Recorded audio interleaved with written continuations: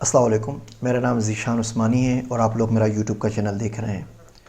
یہ ویڈیوز اگر آپ کو پسند آئیں تو انہیں شیئر کرنا نہ بھولیں، اس چینل کو ضرور سبسکرائب کیجیے۔ آج کا ٹاپک بڑا انٹرسٹنگ ہے۔ اس ٹاپک کا نام ہے دوری۔ دوری کسے کہتے ہیں؟ قرب و بعد کا کیا مسئلہ ہے؟ قربت کسے کہتے ہیں؟ دور اور قربت کی وجہ سے کسی بھی شخصیت کی، کسی بھی شے کی حیت اور اس کی جو ڈیفینیشن ہے وہ چینج ہو جاتی ہے۔ کوئی چیز دور سے آپ کو ایک حیولا سی نظر آتی ہے، قریب آتی ہے تو پتہ چلتا ہے وہ کوئی گھر ہے۔ دور سے کوئی آپ کو موٹر سائیکل نظر آ رہی ہوتی ہے، قریب آتی ہے تو پتہ چلتا ہے وہ تو موٹر سائیکل نہیں، گاڑی ہے۔ دور سے کوئی کلر آپ کو سیاہ نظر آ رہا ہوتا ہے، قریب آگے دیکھتے ہیں تو پتہ چلتا ہے وہ بنفشی ہے، جامنی ہے یا کوئی اور ہے یا سرمئی ہے۔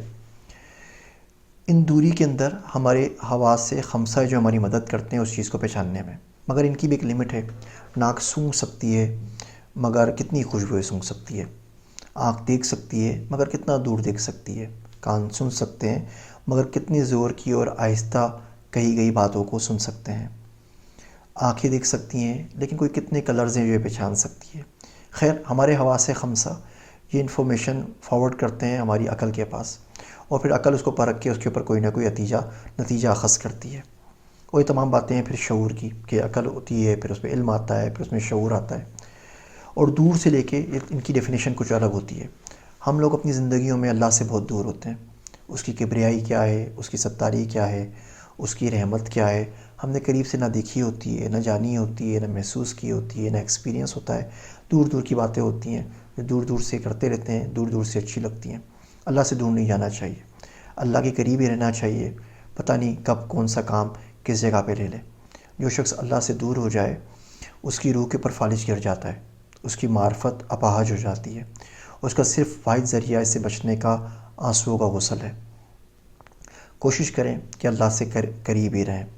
اللہ سے دعا کرنی چاہیے کہ اپنے سے، اپنے نبی پاک صلی اللہ علیہ وسلم سے، اپنے مذہب سے، اپنی صحیح راہ سے، صراط مستقیم سے ہمیں قریب رکھے۔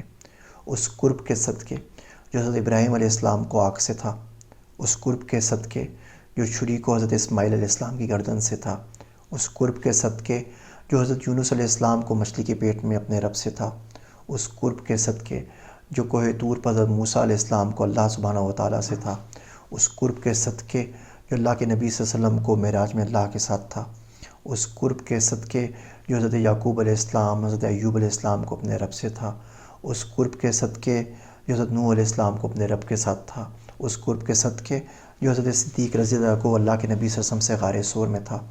ان تمام قربتوں کے صدقے دعا کرتے ہیں اللہ سے، اللہ ہمیں اپنے آپ سے قریب کر لے، تاکہ جو صحیح ڈیفینیشن، جو صحیح معنی ہیں اس کی قدرت کے، اس کی بندگی کے، اس کی کبریائی کے، اس کے بڑا ہونے کے، اس کے ہر شے پہ قادر ہونے کے ہمیں سمجھ میں آ سکیں، اور عشق وہ راستہ پرووائڈ کرے کہ تمام ڈیفینیشن ہم کو سمجھ میں آ سکیں، نہ کہ ہم تمام چیزوں کو حواس خمسہ سے سمجھنے کی کوشش کریں۔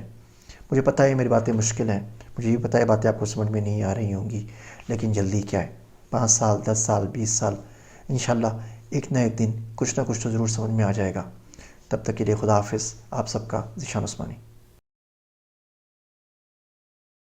Want to learn more? Please subscribe to my channel and press the bell icon.